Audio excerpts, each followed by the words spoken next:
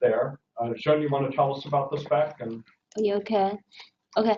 This spec is required from our client, and they want to add new attributes for each access rule. For example, they want to add some all squash or some level, some priority attribute to each access. And the use cases is the first use case is the user want to create a real public share. It means if a share amount to multiple instances, and all GID or UID can also have the same access to access this share. So they want to use a new attribute named all squash, and you can see there, and maybe they can define what is the rule they can access like. So the idea is they'd like to be able to assign all squash to a certain set of IP addresses that have different rules. They not have all squash. Isn't that what you get when you export with an FSv3? Export and mount with an FSv3? No, it's not about the new export. It's just about what the share really what the share is. It's use this attribute to configure in the NFS service, like this side. Like if you have a file that's owned by UID 1000 and has permissions like 644, that means anyone can read the file, but only UID 1000 can write the file. Well, the problem in NFS world is anyone can lie about their UID. NFS doesn't have any authentication on the UID. So any user can say, well, I'm UID 1000, and therefore I can write the file. All squash is a way of the server saying, clients from these IP addresses are automatically mapped to UID 65,000 or whatever, so they can't lie about what their UID is. That's what squashing is about. Yeah. And it's to make up for the deficiency in NFS where clients can lie about their ID. Yeah, this is our plan. So the first question is, I cannot say any place to add this attribute from our API. So Jim and I talked about this earlier. I was giving her the history. I can give it to the rest of you guys.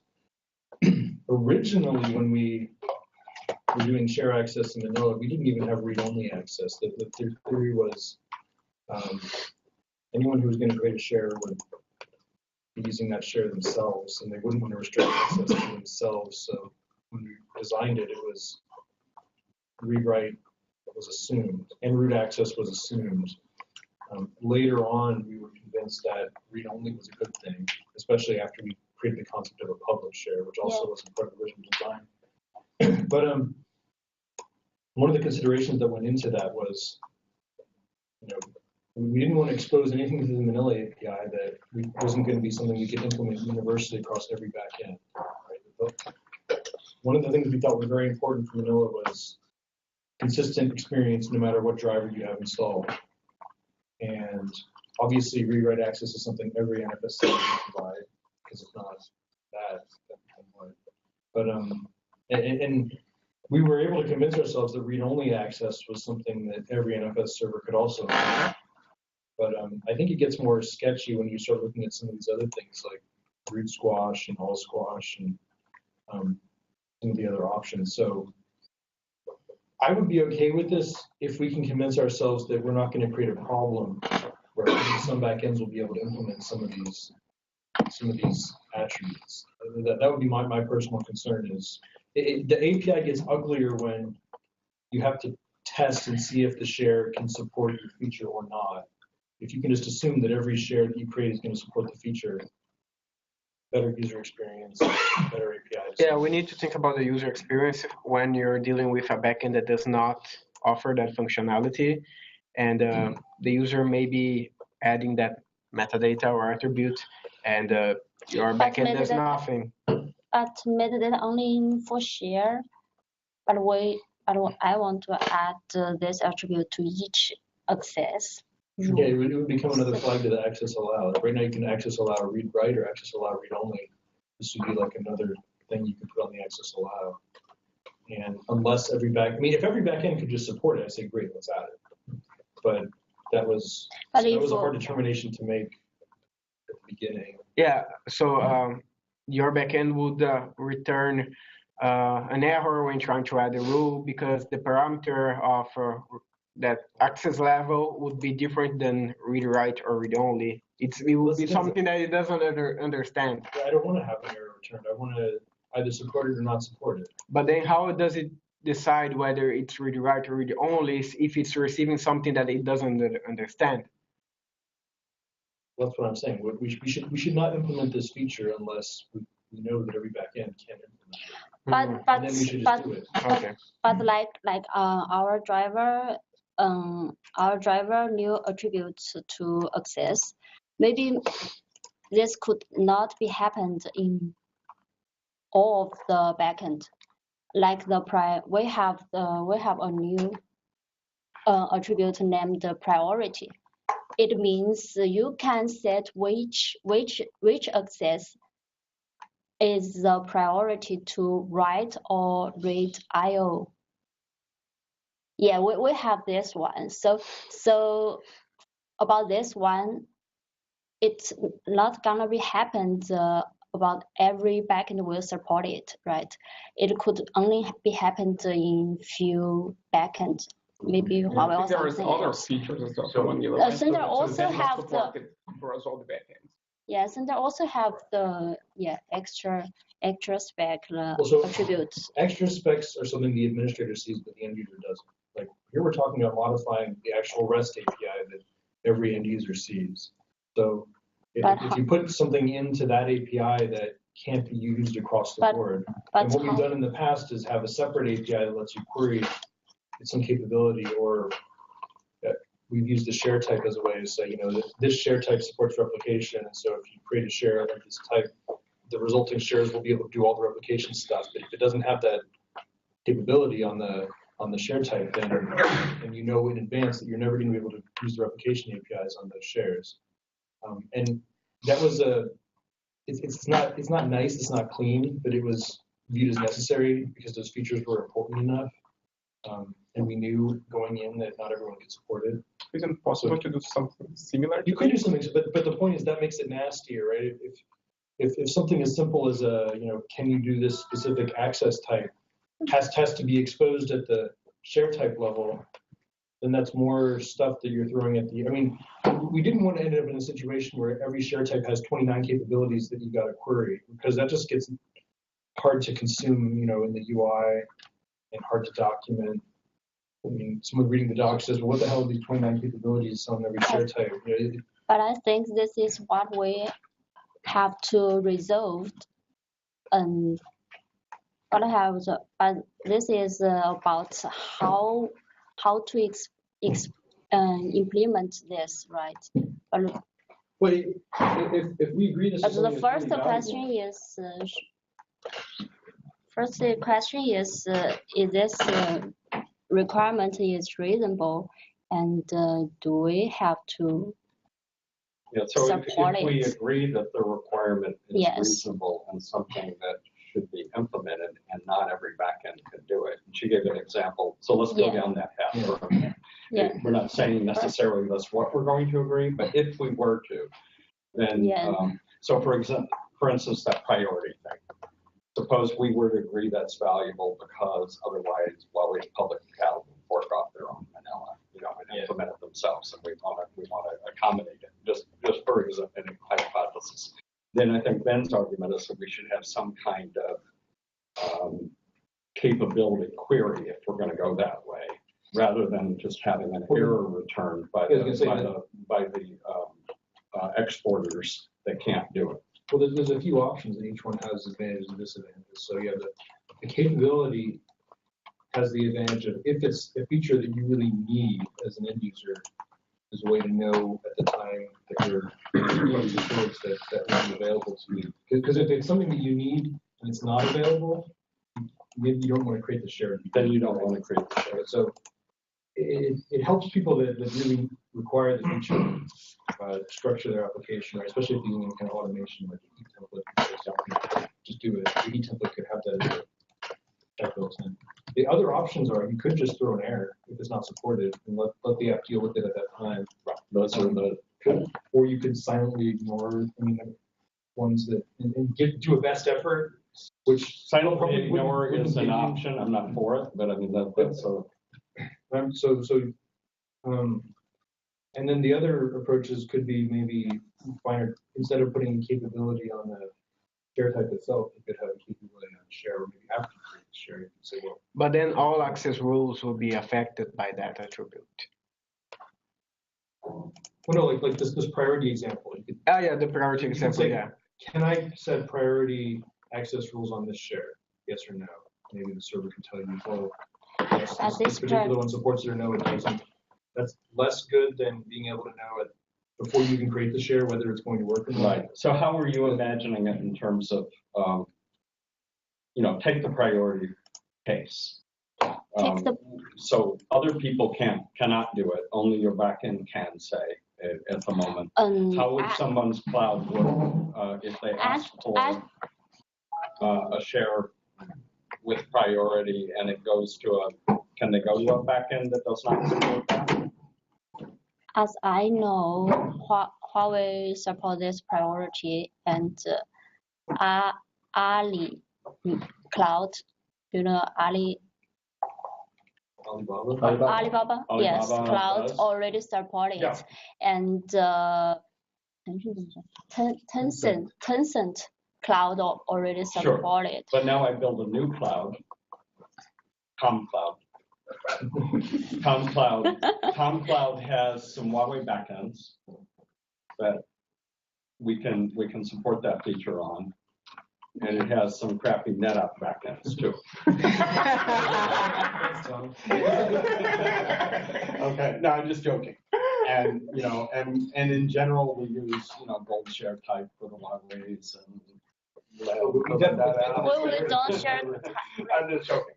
But they go like, we don't believe in this priority thing anyway. But we have some of their backends because they're good at replication and all kinds of stuff. Anyway, so we have a mix of multiple backends, right? And then we have customers. And customers say, I want this priority 1, 2, 3 thing because I don't know, I think it sounds good, right? And how do we keep them from trying to create the shares on the NetApp, or do we let them just try there and fail the share attempt, or do we not fail it and just silently ignore the option they're asking, or do we have some way that they can check the capability first? I mean, we would have to decide how we're going to do it if we're going to have these different features. I don't know if you have an opinion of how we should do that. Maybe we could check the capability first when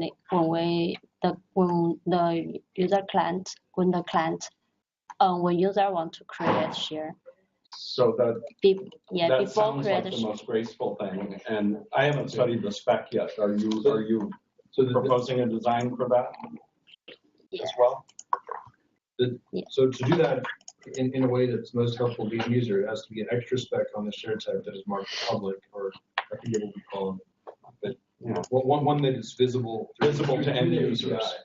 Yeah, because we have those. So in Center they're opaque, right? Still, but we have a mix.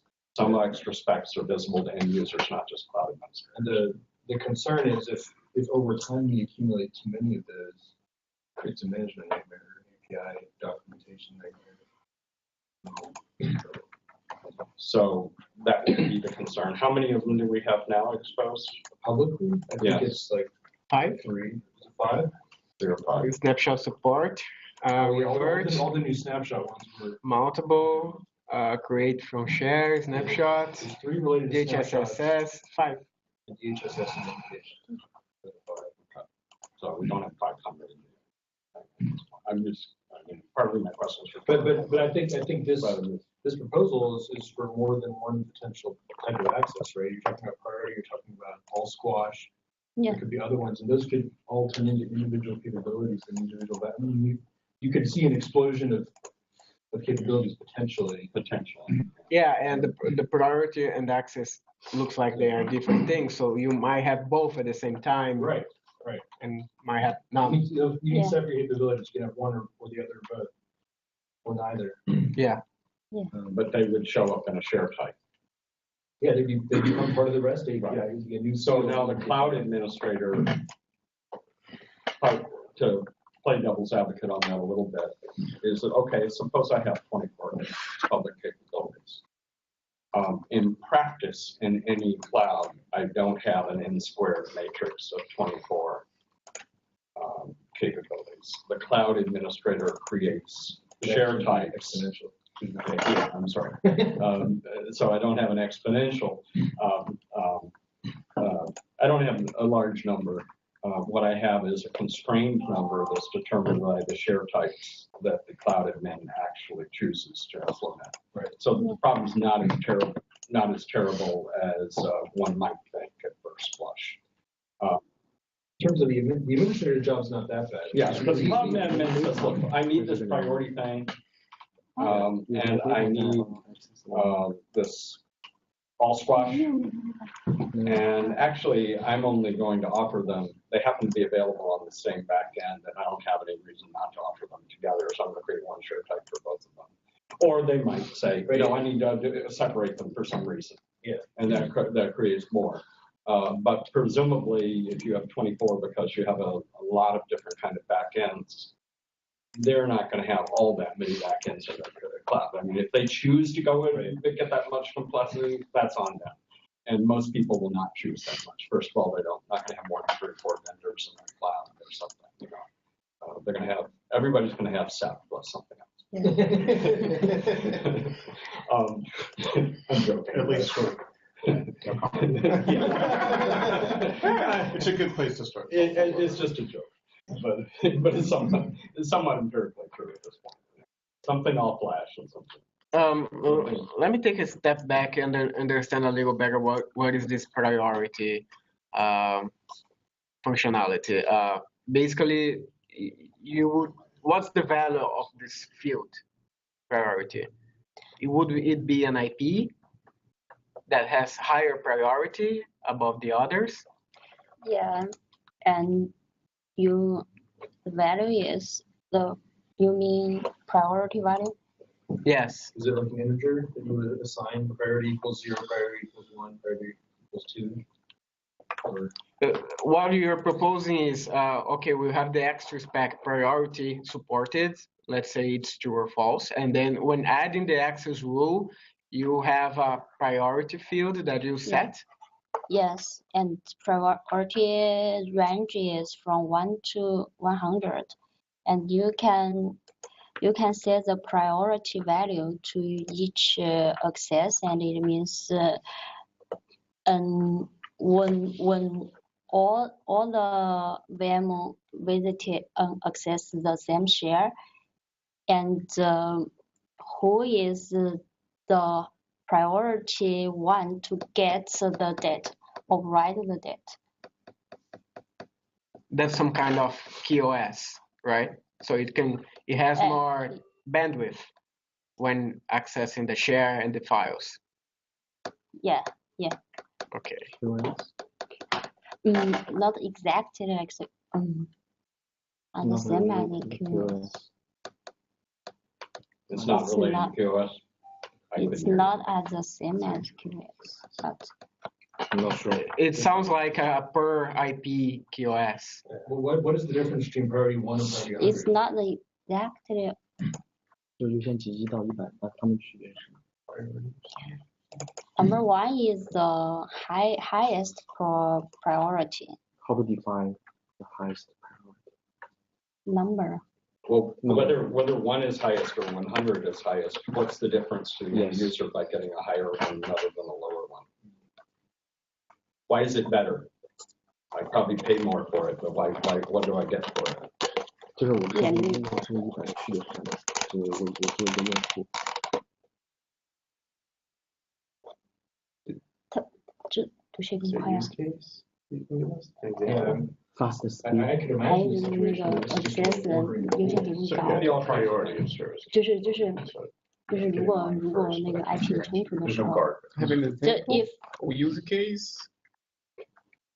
the first use case is if the both if the two access has the same IP, if two access has the So it's same like a IP, priority queue. and he can Is this if still the priority is higher than the first one is priority than the second one, it means we can choose the first rule about this IP, the same IP. So You know, this is a way of ordering the rules effectively. So if you're enforcing and the in first order- one is order the rules.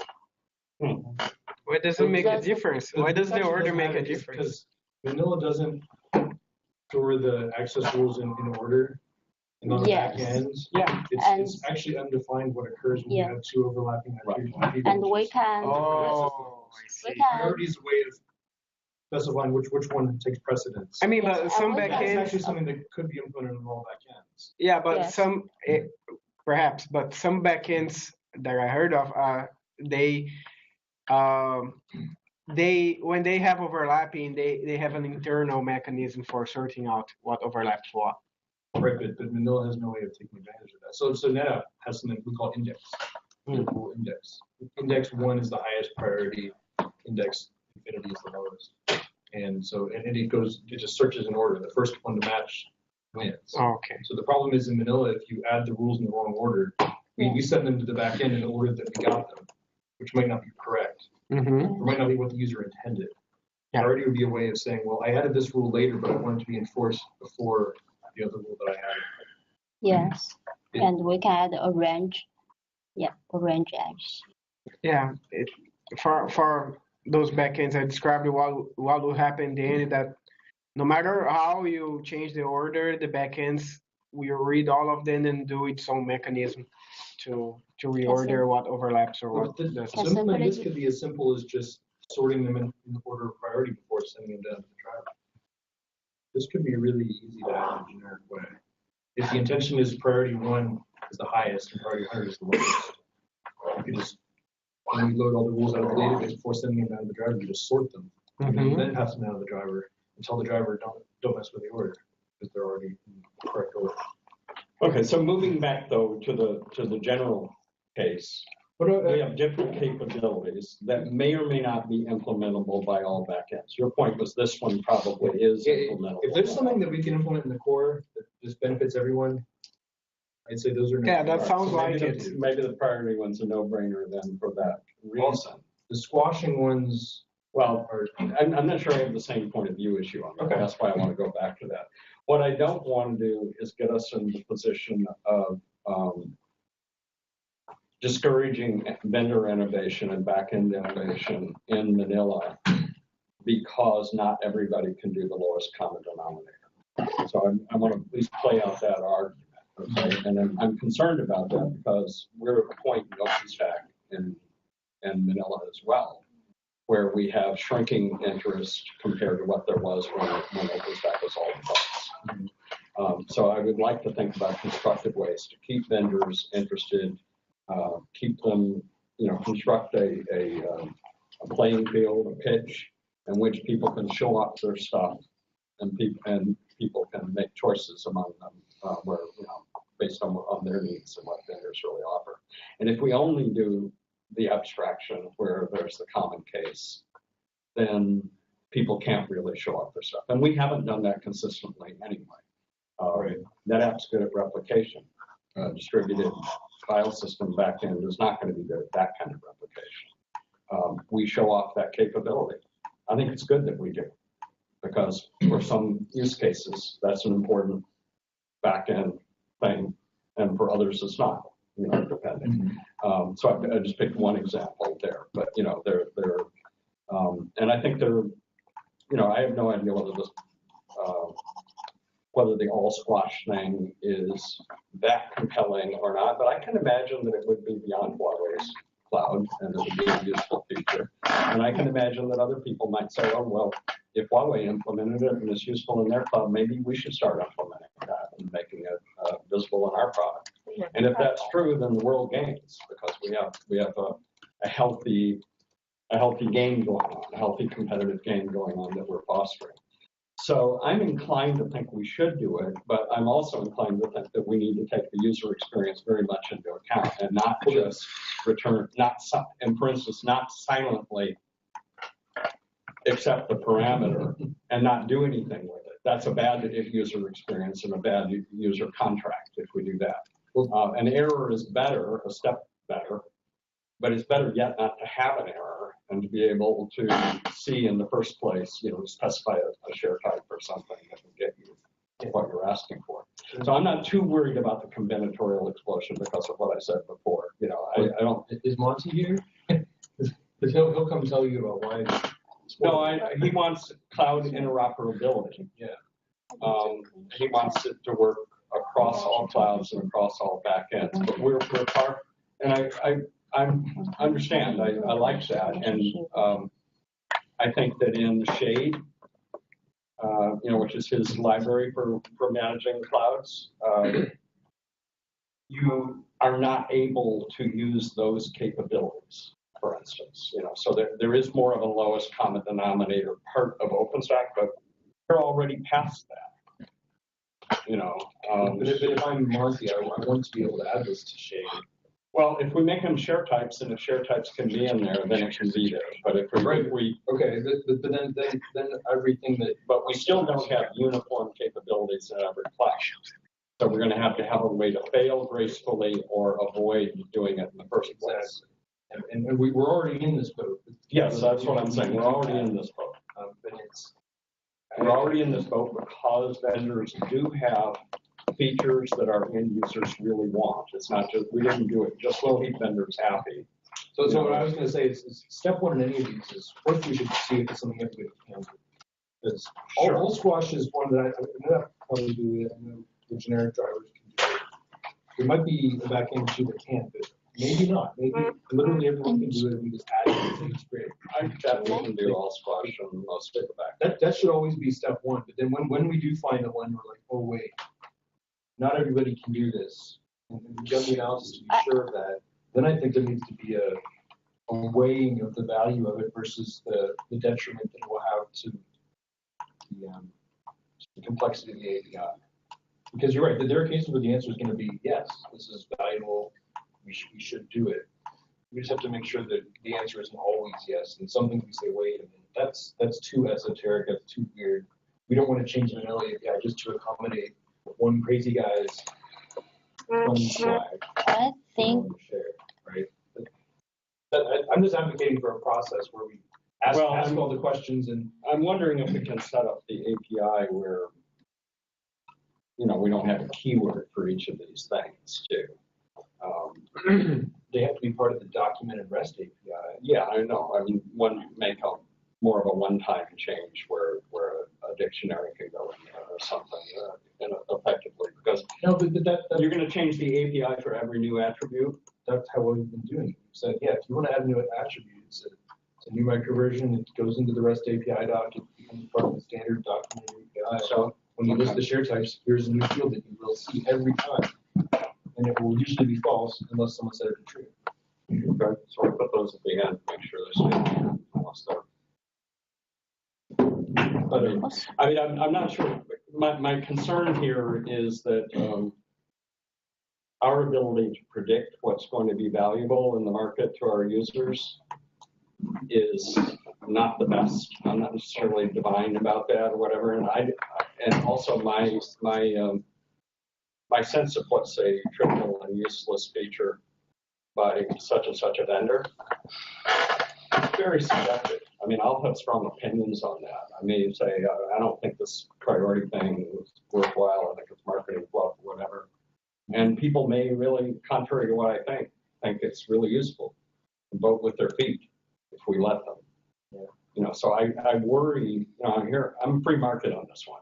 I really worry about us being too prescriptive about what features are good and bad in terms of what backends. If a company's investing in it and putting engineering talent into it, they're not doing it totally trivially. They may make silly mistakes. They die off in the marketplace and not be popular. Or it may be a very, very useful feature. These guys have got a pretty big public cloud that they're telling us is going to be useful. And I'm reluctant then to take my subjective feeling about whether it's useful or not. But while the experiment plays out, meanwhile, to become part of the Manila API, right? So what's the cost that we get too many parameters there? Well, I mean, it's Monty's point of view that, the reason OpenStack has value is because it's the same everywhere. The moment it's not the same everywhere, it's just a bunch of proprietary APIs that look a little bit alike. So we've already pissed Monty off. Yeah, I'm sure Monty's not thrilled with what we have. But I can see it as a purist argument, but I can also see, look, Monty, you're welcome to come over here and run this project, and if you run it, do you want vendors participating in it with good incentives for them to participate, or do you want to have a nice pure architectural thing from your point of view that no longer has participation? I mean, that's my concern. I've come down on both sides of the argument. Yeah, but I can kind of talk myself into either one too, but I really want this. But the first question should always be, should we just have this requirement or Sure. hard question? Sure. So this particular spec is for squash all. Well, is priority mentioned in your All spec? squash first. At first. So do you have priority and priority? I think All squash and all no all squash. squash. All squash is a common attribute. It's entirely possible that all squash just works across the board. We got to go figure that out. Oh, that setting new attributes such as all squash and priority.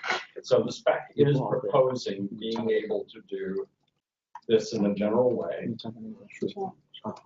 and to have capabilities for these. So we could modify it to say, for these two, we will not do them in a general way, we'll do them in a specific way. And we'll do it in a way that works across the board. So just standard vanilla API, no capability needed. And then we can say if there's another one that is sort of a wild card, then that would need capability. So Joe, did you hear Ben's proposal? But even then, I would be in favor of any new things being part of the API. We don't want to have a grab bag API where you can just sort of submit random strings, and if it happens to match something on the back end. No, I just was playing that out. It's asking one. Yeah, we would need to redesign that API like a checkbox kind of thing. Like you could check if you want read or write, all squash, read only, etc. Right, but those would all be fields that were defined in the REST API. Yeah. Like what Tom was just advocating for is maybe just arbitrary Open string? key value pairs. I just want to specify. I think that sounds horrifying to me. Yeah.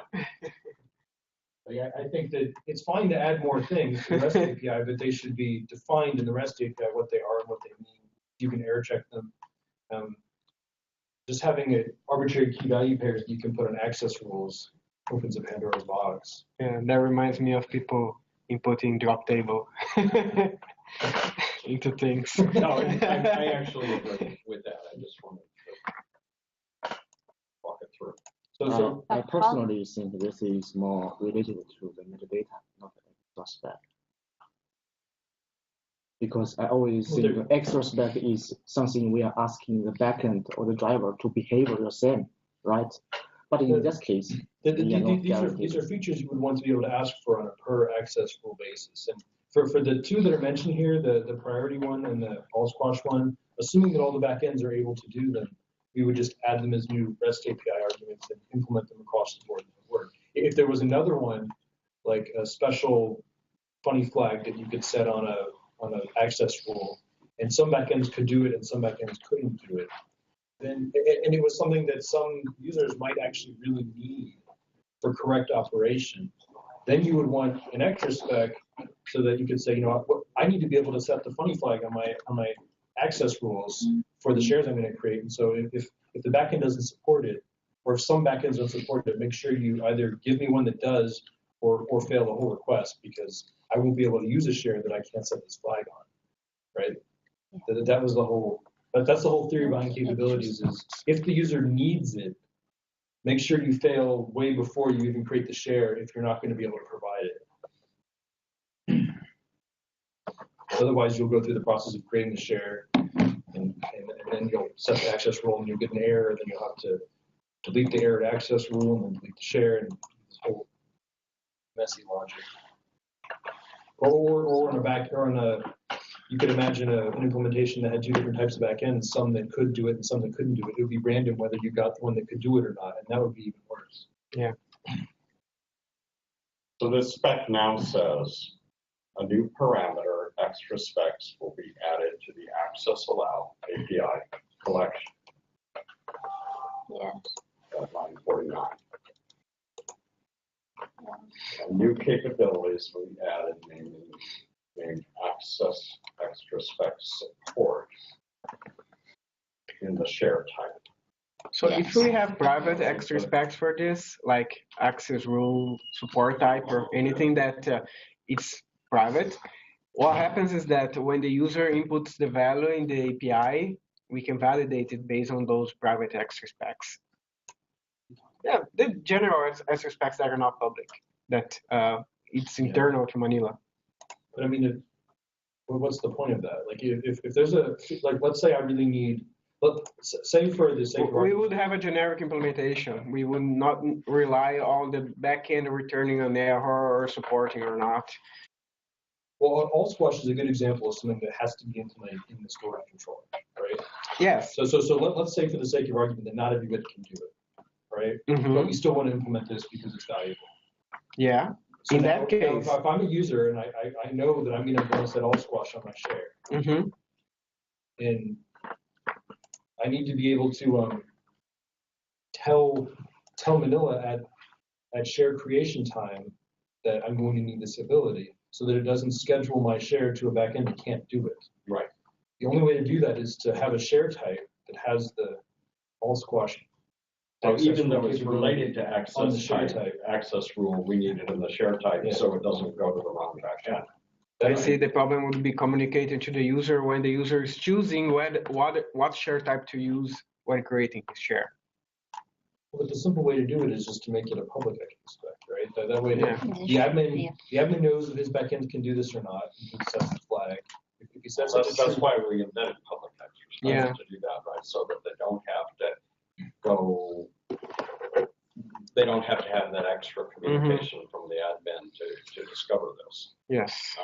So if we have public extra specs, this ought to be public.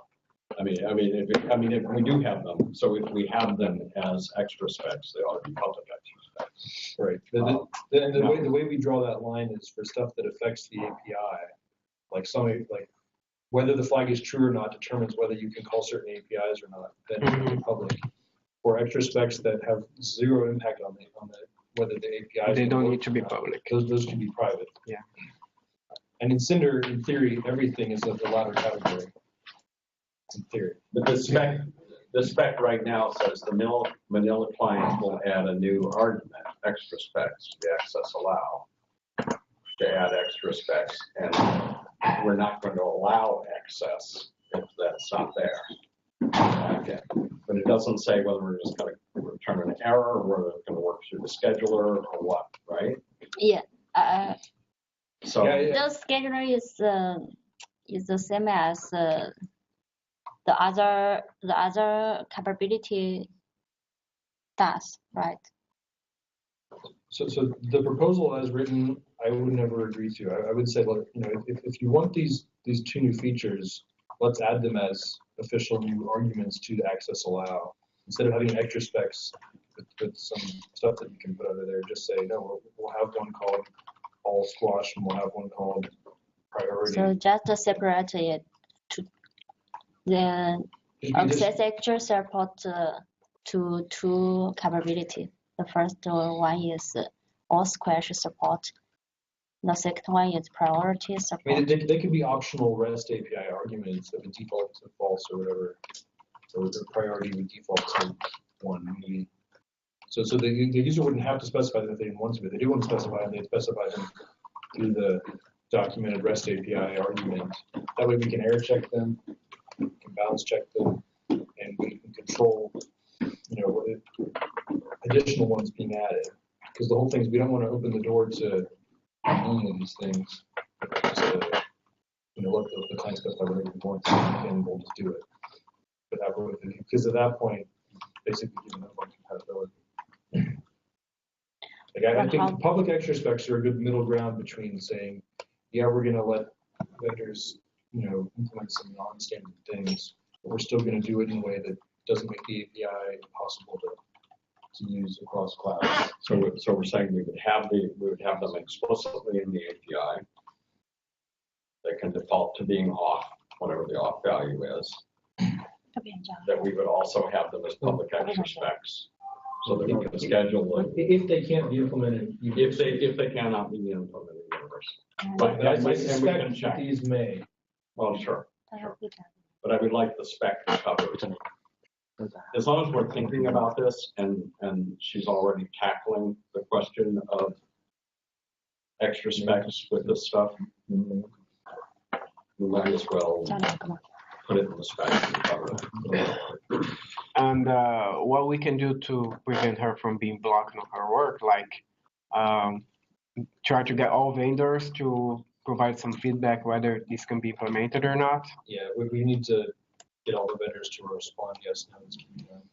The harder part is actually bringing the code to it on all the vendor drivers, because we faced this when we added read-only, right? We didn't want to have read-only only working on a subset of the drivers when we had a feature, we wanted to add it and have it work. So we had to coordinate all the drivers adding a feature in the same release. Yeah, so the core feature will only be merged once we have submitted patches from all vendors. Or If a substantial majority. If it's a feasible universal capability. I mean, there's always going to be some unmaintained driver where no one shows up to do that. Yeah. UPFS anyway. HDFS. And but if we're going to default to off anyway, then we have. Well, we still have to define the behavior of what if you set it to true and we happen to be using that unmaintained driver that doesn't implement it. Yeah. Manila won't throw an error. It'll just be silently ignored. Are we okay with I that? really don't like that. I gotta say, as an end user of the cloud, silently ignoring something and acting like you did it, are we doing that elsewhere? I mean, Maybe Manila could detect that the driver hadn't implemented the feature, and Manila could just throw an error on behalf of the driver. yeah, there are drivers that haven't implemented update access so far. Yeah, but we have a fallback. Oh, yeah. This is something that optimization. has to be implemented in the back end. Yeah. You have to add some argument using that vendor's API to set that flag. And there's no way we can do that on behalf of everybody. Yeah. So there would be a period of time when only a subset of Manila drivers would support this new feature. We'd have to decide when that subset is big enough that we say, yeah. I mean, can't the share manager figure out if there? I mean, it'll figure out if there is it can make the driver call. If there's no driver call, it can return a user message. Yeah, we do things like that. It can return a user message saying it's not implemented. And then on top of that, as Ben suggested, we'll have a share type capability saying that'll be like the first roadblock, and then this will be the second one. But wait, how Manila would detect that the driver has implemented without an extra spec or anything? If there is no change to the driver at all. Well, there'd be some flag you'd have to assert. Either implement a new method or set a set of Boolean, like we do with IPv6 implemented. Okay. Oh, yeah. Oh, it's similar to When you add this code you drive, you have to assert something the manager can see. like create share from snapshot. But you're saying that one, unlike what Ramona just said, you're saying that if it's going to be universal, universal or targeted universal, we would not have a shared type capability. Right, we wouldn't have the capability, we would just try to get everyone to commit on the same. But if it's something, if it's something we know not everybody can implement, then we're going to need a shared type capability. And then it gets ugly. Pardon? And then it gets ugly if we go that route. How ugly? Yeah, that's I'm one not of. sure, I'm not sure it's that ugly. It's more complex, somewhat more complex. Yeah. All right, so it sounds like we did have agreement, though, that we should find out whether people can implement this on their back ends or not, both of these features. And I don't understand the priority one well enough yet. I heard several interpretations of it, but that I could answer for a particular backend whether it could do it. But the wall squash, I think, is relatively clear. People should be able to say whether they can do it. For the priority one, I think the email probably needs to send email to the list asking whether people can implement it. And divide it out into two different features is something to ask about. It brings some interesting it brings some interesting challenges, like let's say that you can order in the way you can present the driver the rules, but what if the driver, in order to apply those rules in that order, the driver has to remove the rules? There are some drivers that needed to remove one by one because of that update access, two ways of working. It has to remove all the rules and add them back in the correct order just because you changed the order. So the driver would need to detect that there is a change, because otherwise you would just be presenting them in an order and the driver doesn't know what changed. Because there are drivers that only process one rule at a time. Yeah, the drivers that process one rule at a time, they're drivers that process them as a batch. I'm a little confused, I have to say, since we don't have any denies, we only have allows. When we say deny a rule, what we do is remove it. We do have denies. Pardon? Manila used to have allow and deny. But it's not implemented as on the back end. It's not like a packet filter. It's where you put the packet filter through and there's a deny rule and it will like drop everything in that CIDR. Oh, like it's so the order is very relevant in a packet filter for when you apply the rules for that reason. But what we're doing when we say deny, what we do is remove the rule in there that said allow. Is basically what deny comes down to. It's not like there's an extra deny filter, right? So I'm a little confused about how the order is. So, okay, I allow access to 1.1.1.1. Then I allow access to 1.1.1.0/24. Okay? And you do one with read write and you do one with read only, for example. And you do one with read write and you do one with read only. Right. Right. So the more specific should catch. So the more specific should catch for whichever one is there, right? And if I put them in reverse order, I think that's true. specific per NFS or per SIFS. That doesn't matter whether it's Manila or Infinidad or the orders are relevant except for order of application on the back end or something. So I'm a little confused. It's not like a packet filter, where a packet filter, if I have a rule first that says deny 192.168.0/24, and then I have a rule that says allow 192.168. Same CIDR, more specific, then that allows ineffective. Right? Yeah, we could choose. So I'm a little confused about the order. What's more interesting is what if you have like range that cut each other, like. So I have intersecting range. Intersecting range, yeah. And one says read only, the other says read write. One says read write. For example, yeah. So what are our semantics on that? So I don't know. Might be deterministic, right? Yeah. And what you said about different backends handling it differently. So what if up to now I worked with Hitachi and now I work with EMC, and I want the behavior to be the same. So how does Manila dictate it to the drivers? You mean regarding the drivers that only handle one rule per time? Or Even the ones which handle the update access. Oh, the one that handles the order Whether I internally. handle one rule at a time or apply them atomically as a batch is a separate question. Okay, you mean the After internal they're all mechanism. applied, And this is Manila, right? yes, it is. Okay. There's another one on Friday, though, isn't Yes. there?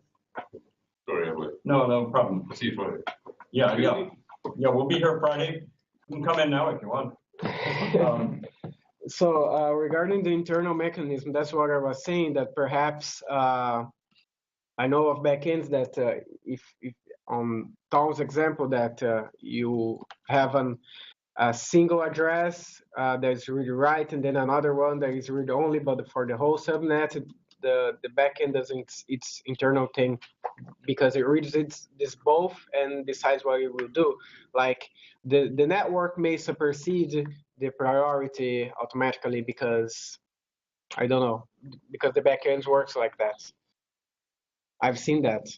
This is one of the use cases for priority about reorganize the rules access rule. The another is another value is like the QoS, and it just can QoS. We already support QoS for share, right? This priority is like the QoS for access rule for each access rule. Like the share, they can change their priority and maybe they can implement the QoS value for each access rule. This is the second value for priority in most of in some backend. Okay, so we have it on a different backend, or you use the same. How would you distinguish between the two uses? Now in Huawei backend and Alibaba Alibaba Cloud are the same as the value. So I didn't say any difference between this priority things. So there are two functionalities for what you're calling priority. One is order of reading, yes, and the other is QoS, kinda. Yeah, kind of like to say what is the high QoS for access. So this is really really what the user really wanted. So I just want to find a way to solve this problem in our current API. Yeah. So like we said, you said all squash is valuable, and we should solve this problem. And so I want to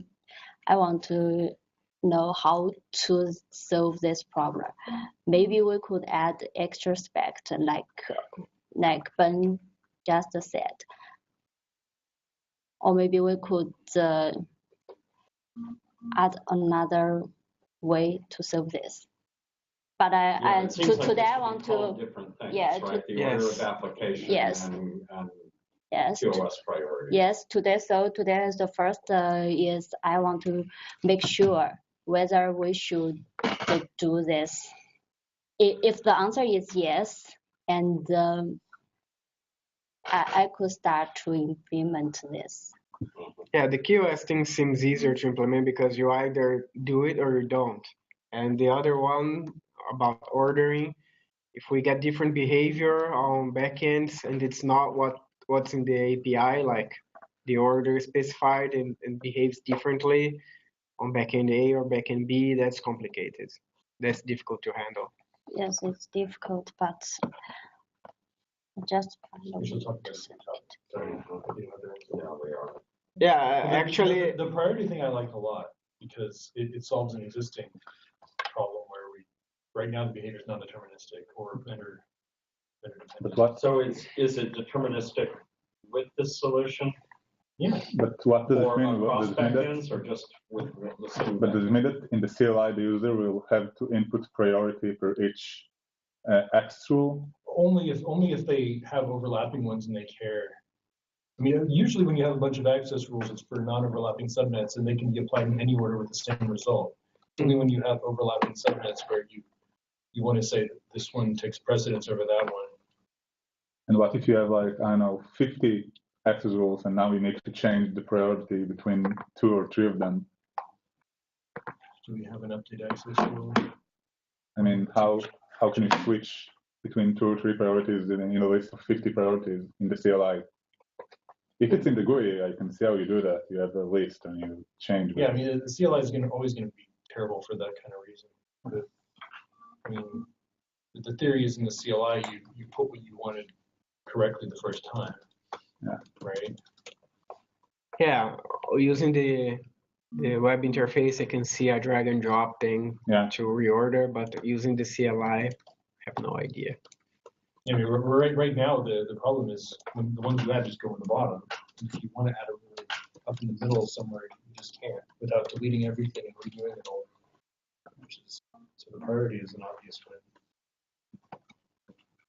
one. And we talked about this before. I don't know if everyone remembers, but the question of how do you order rules that apply to the same subnet, I always just sort of I don't know. We don't have an answer to that.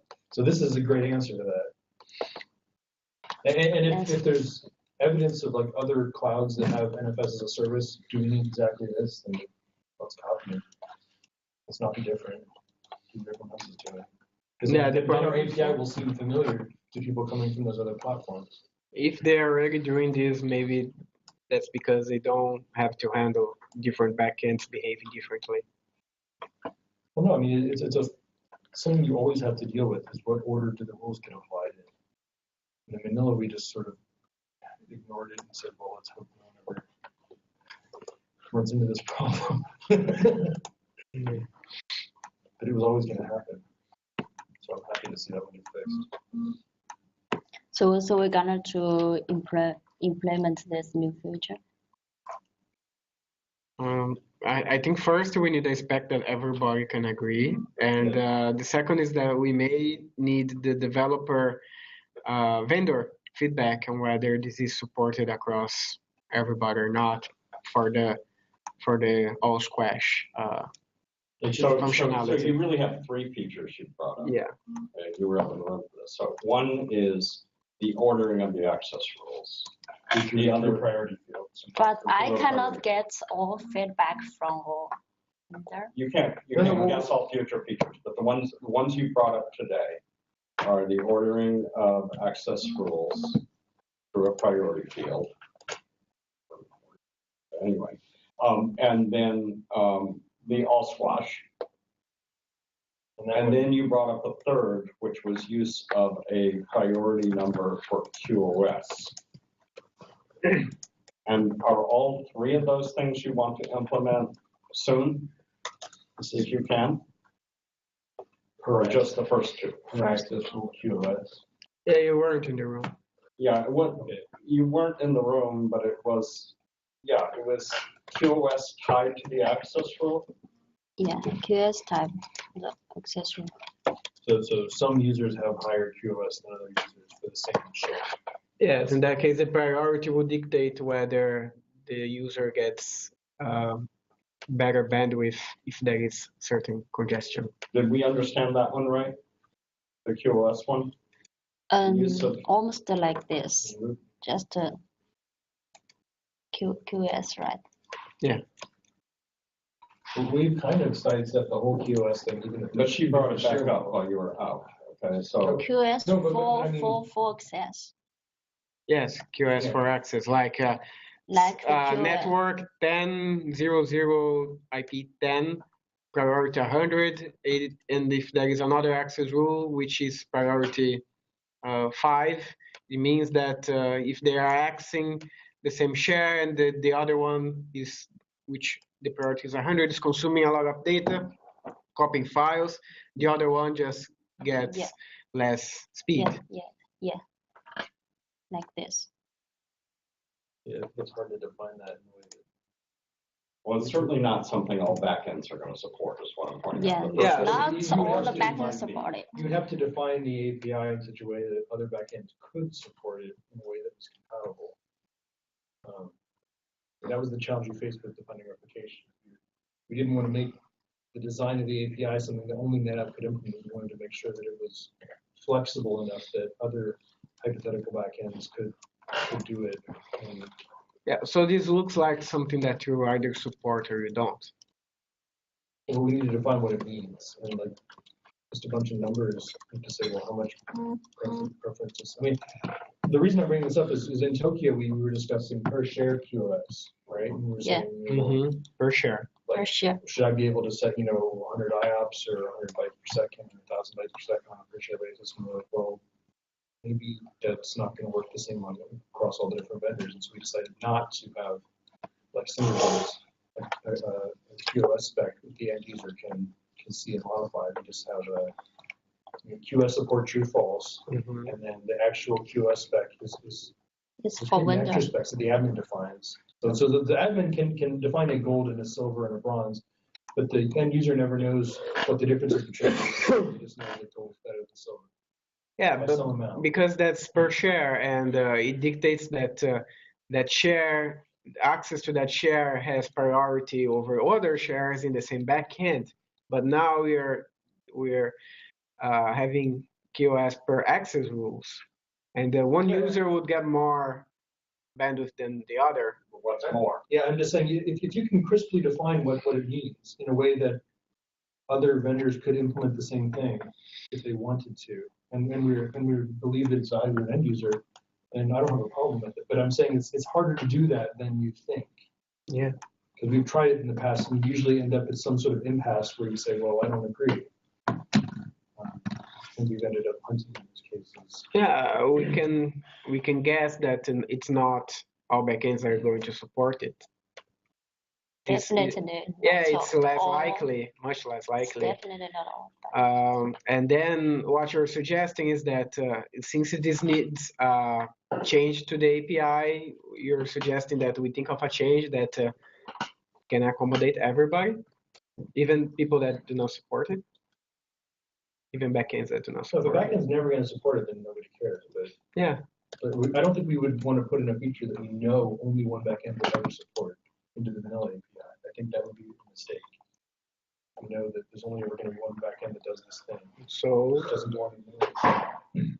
does that mean we have our answer? If there is only one that supports it? If one of No, the he's users, saying only one that could. So if I take the case of the replication that NetApp can do. And when they introduced it, they were the only ones that supported that, but they wrote the spec in a way that was The only one that could. And we wrote a whole other driver that did an alternate implementation of the same API, the CFS driver, as a proof of concept that it could be done in a generic way. So I mean, we could do something similar here and say, let's add it, but then we need a generic implementation of it that demonstrates this is On a first-party driver. Yeah, this is something that can be implemented generically. Yeah. That would be a good demonstration by example, proof by example that it's not a single vendor thing. Yeah. a QoS generic driver doesn't support QoS. Yeah, that's what he's saying, because if it can't be done in other than one specific vendor, then it's not that interesting to have in Manila. But if the user need it, why we don't get? I Sad user. Yeah, mean, it's real. I find it hard to Real believe user. that the user needs the ability to control on a per expert basis who has more bandwidth. I mean, it looks like a If that was important enough, you would expect that other vendors would be implementing features like that because their users would be asking them for that feature, right? But we don't want to create a situation where the only implementation in vanilla that actually works correctly is Huawei's, and then that just means if you want vanilla, you need Huawei, right? Yeah, it looks like a perk. It's a nice functionality that if it's implemented across the board, sure, it would be nice to have, but In Manila, it's not how we deal with vendor agnostic. Like Manila has to support our vendors. So I mean, I go back to Monty's argument. The reason Manila has value as opposed to just, NetApp has a bunch of APIs that people could use directly on our box that can do way more than you can do through Manila. It's way more powerful to use the NetApp API to talk to a NetApp box. The reason people want to use Manila is because it's a standard that can work with other backends and can be implemented, by other cloud providers. And so I can write applications to Manila that I know I can pick up from one cloud and put it on another cloud. It's still going to work. Yeah. The moment you start losing that, then what is the point? Yeah. I would say, if what you really want is all of NetApp's power, just code to the NetApp API. Don't bother using the Manila API. But at least we need a way to solve this problem, right? We need to be convinced that this is a problem that needs solving, right? I mean, there are problems out there that just aren't interesting enough to deal with in a project like Manila. If it's something that only one vendor wants to be able to do, I don't know. So are we saying that in this room, no other vendors can support this feature? I mean, just to... This is the first time I've heard of it. I mean, it sounds like an interesting feature from an academic standpoint, but I find it hard to believe that a user would say, well, if you can't do this, then I have no use for your cloud. It's like, well, wait a minute. There's still a huge amount of, even if you can't do it, the ability to have shares with different, access and creating the shares through an API, all the other things Manila provides still seem pretty valuable even without this feature. I don't see how it's a deal breaker. I can see what someone's saying, well, yeah, I like the ability to set it, but it seems like a problem that could be solved on the client side, maybe, or through some other mechanism.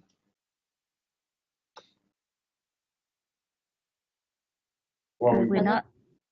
I'm we're hearing. not. Go ahead, Shane.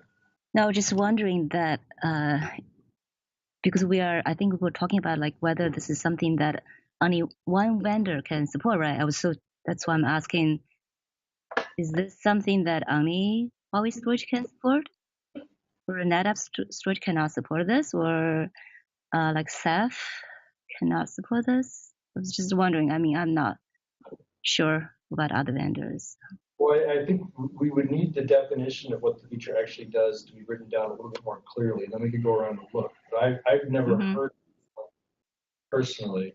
And I would be okay with the proof by example of just one other one that could do it. Well, and I don't understand yet what the feature is, honestly. Yeah. I get that. I get the idea that we're going to use access rules to partition the clients into different sets. And I get the idea that we're going to treat these different sets differently in terms of QoS, right? But what I don't understand is what that QoS differential treatment is and how it would be expressed. So I get the idea that we'd have some kind of scale, like 1 to 100 or something, and there'd be a higher and lower value, and some of them would be better and some of them worse. But I still don't have a good idea of what that means. If I get a 1, what's that mean versus a 10? Does it mean better? Does it mean I have more bandwidth? Is it more bandwidth? Is it better latency? Is it better uptime? Is it better mean time to recovery? I'm just making up stuff at the, but there's a lot of things you could measure and track. And how are we going to express that as an abstraction in Manila to the end users? It's not so much, is there only one vendor that can do it right now? Is can we specify what it is in a way that other vendors and backends could say, I want to do that or I don't want to do that. They have to know what that is to be able to make that decision.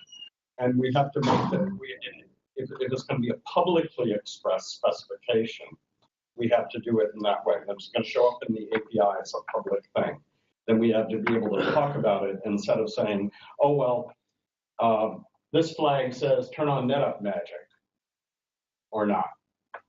We're not going to do that. right? We're going to turn on something that, okay, it's replication that they told us about, and we understand it's an async form of replication, et cetera. They're not giving away the trade secrets, but they're talking about the behavior that the end user gets, that you get with this change. And it's something that, as he said, he gave the example of it could be implemented in DFS, and they went out and showed that. I'm not sure we're requiring everybody to always do a reference implementation, but it makes the point that you at least need to be able to tell us more about what it is that we're agreeing to, yes or no. Now, the all squash one, we can understand, and that is a public definition. Yeah. The ordering of access rules is getting towards there, I think. I mean, maybe everybody's got a crystal clear. I do in my head. Yeah, but I'm not sure everybody has the same picture in their head, and I would like to get it written down in a way that we could agree to it. I can help. Yeah. Okay. So Ben volunteered to help on the access rule order. Access reorder. The order. The priority. The priority where it means the order, as we understood it, the order in which the access rules are applied. Yeah, I can help you get this spec into shape. I want to make sure that we're all talking about the same thing, even there. I think the other one is public definition outside of Manila that we can refer to, the road squash. The QoS one, I think, has no public definition yet. And we need to understand what, I'm not against it, I'm not for it. I don't understand what it is yet. The other thing is that, I don't want to come off as like as a naysayer or an asshole that doesn't want to implement anything. I think there should be ways for, if Huawei has something special that they need to expose to their customers, that there should be a mechanism to expose those kinds of things, not through the Manila API, but through some form of extension. So if you guys feel that this is essential to your customers to expose it, there's got to be an extension mechanism that allows that kind of thing to occur. To extend so we can extend the abstraction, so for clouds that really. Right. That's still a private thing. If there's a company that's running a cloud and they have a business need to do something, we want to figure out a way to make that happen. We shouldn't stand in the way of progress. But it's important that the Manila API itself means something in terms of, being common and standard, and people know what you're going to get when you call it. So maybe we can work in concentric circles from the center out. So the clearest case is the all squash case. It's the least controversial. Okay. About all squash. So. Well, it has a definition that's not just in your and Joan's head. But I'm convinced that it can be done in a way that. I know, but it hasn't been done yet. It hasn't been written down. The all squash has already been written down outside of. But we don't know if everyone can do it, and that's going to be a hard question. Okay. All right. Okay. Fair enough. But I'm just saying we can ask that question. Yes. Can you do it? And we know what it is. Yes. Yes. Right. We can point to a definition of what it is. So we could do all squash first. I'm not saying in terms of order of application. I'm talking about order of investigation right here. And that's maybe not even quite right. We know what, we need to define what each of these things are. I'm suggesting the all squash one is already defined. We don't know if all the backends can do it, but we can say, can you do that? And we know what that is. Yeah. Then you and Ben can work together because he's enthusiastic about it. Similarly, root squash. Root squash wasn't mentioned, but it's one that might be sure in the same vein.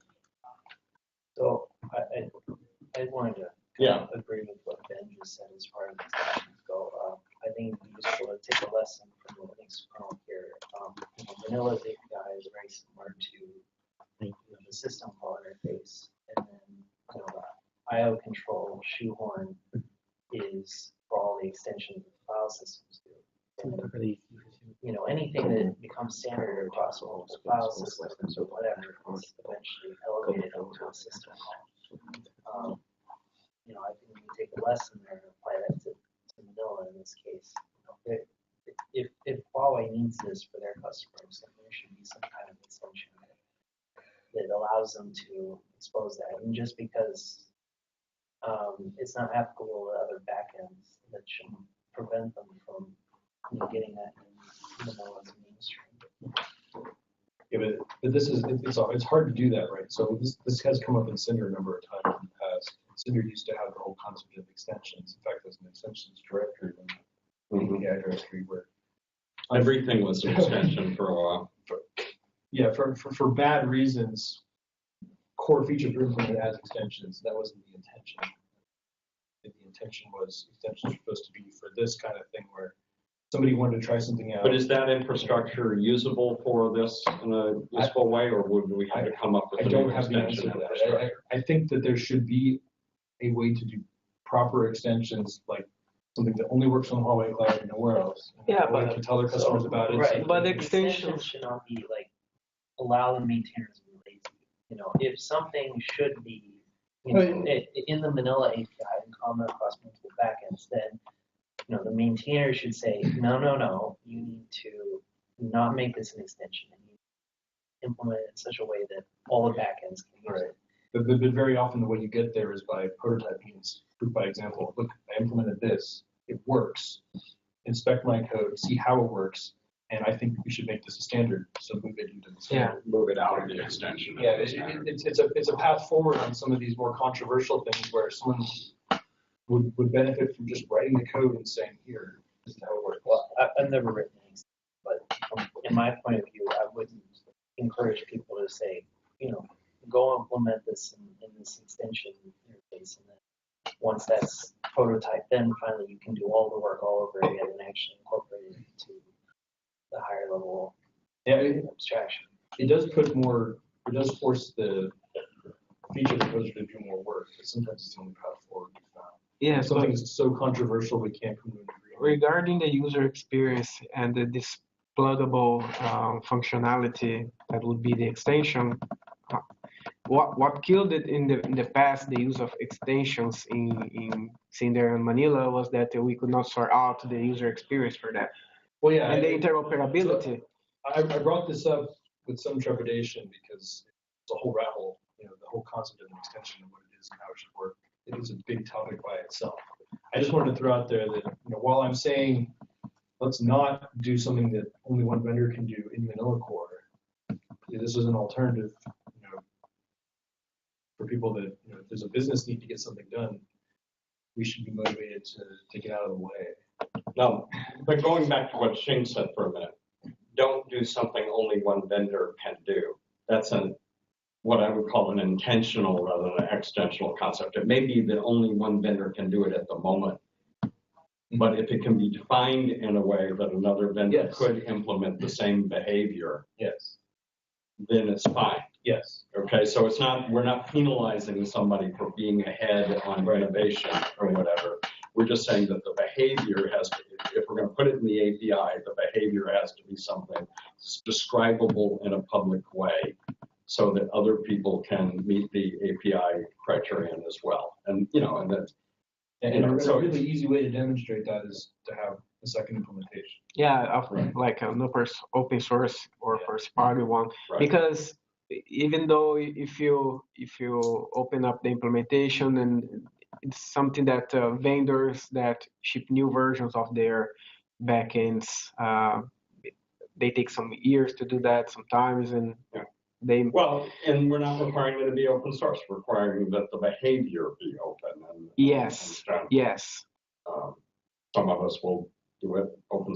Some of us will impose that requirement on ourselves, but that's not a Manila requirement. Yeah. Okay, so where are we on time? We got 13 minutes. 13 minutes. Do you want to talk about the other proposal for the next 15 minutes, and then we'll quit for today, and we can pick it up more on Friday if we need to? Obviously, your spec, we want to. I have ideas on the next steps, and we can kind of sum up an email or something. We could go to the Friday, but the optional size. You want to cover that on Friday? Do you want to talk about optional size on Friday, or do you feel like it's worth talking for 15 minutes now about it? I talk too fast sometimes, I'm sorry. Okay. Okay, so the last, okay, let's talk. 哎呦，还是想讨论一下上面那个话题。本来我 still have a question about the last topic. Oh, yeah, we can keep talking about the last topic. Yeah. Yeah, we can move optional size for Friday. So what do you want to say? I know we have a lot of stuff about the last one that's not settled. Yes. We have 3 problems, right? But the first question, you guys always said this is really clear. And so how to implement this about your ideas? The priority one? All squash. All squash. So for that, I don't know, maybe the PTL could be helpful here in coordinating making sure all the vendors actually respond to it. We need some sort of weekly pattern table. I searched all the drivers and just ask everyone. So I will take the AI to check with the backends whether they can do all squash. If everybody says, yeah, we understand what all squash is and we can do it, then that's fine. Well, what we should do is get the table together, and then for those of us that are physically here and have drivers, we can answer the question while we're here. For those by Friday, for people that aren't here, we'll probably have to cover it on the mail list or at the next week's weekly meeting. So we could ask people on Friday and. Yeah, so we'll get it started. And then follow through with that. And as I searched before, all squash is a common attribute about NF service. So if it is a common attribute, do we have to add it like the read only attribute or option, or just add it like another? We would add it to the REST API like we did read only. Like the read only option in access allow API.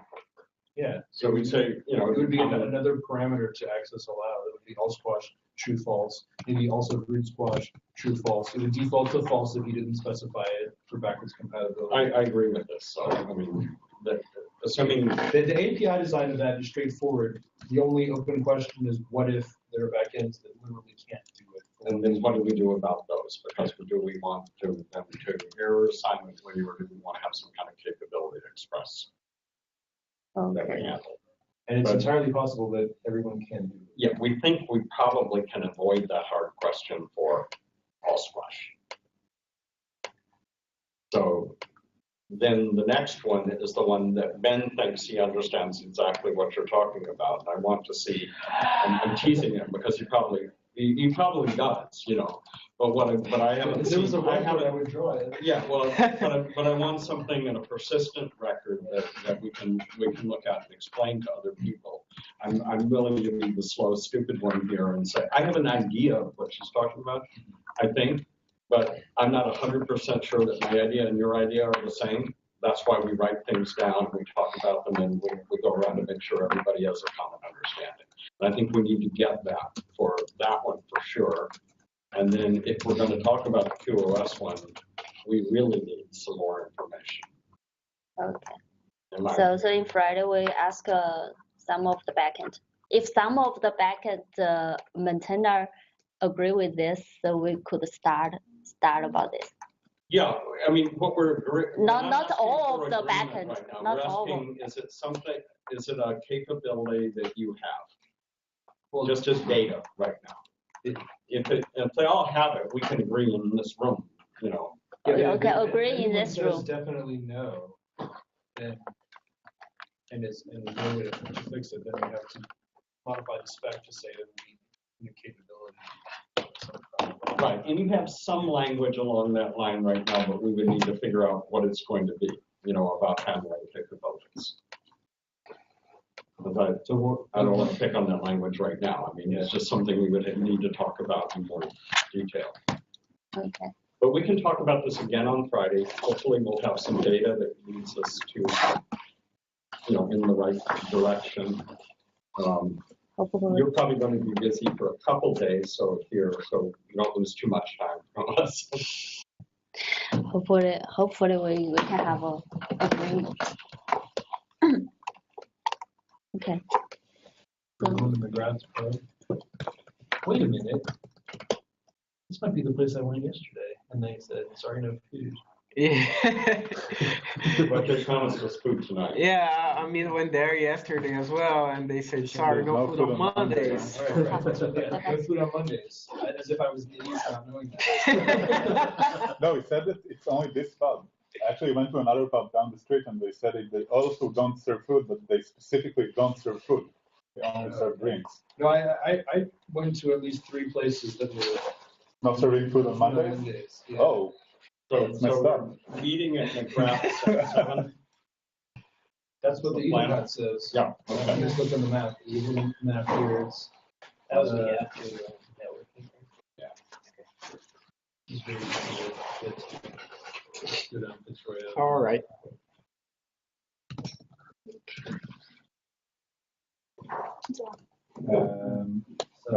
And is there anything, what's between now and 7?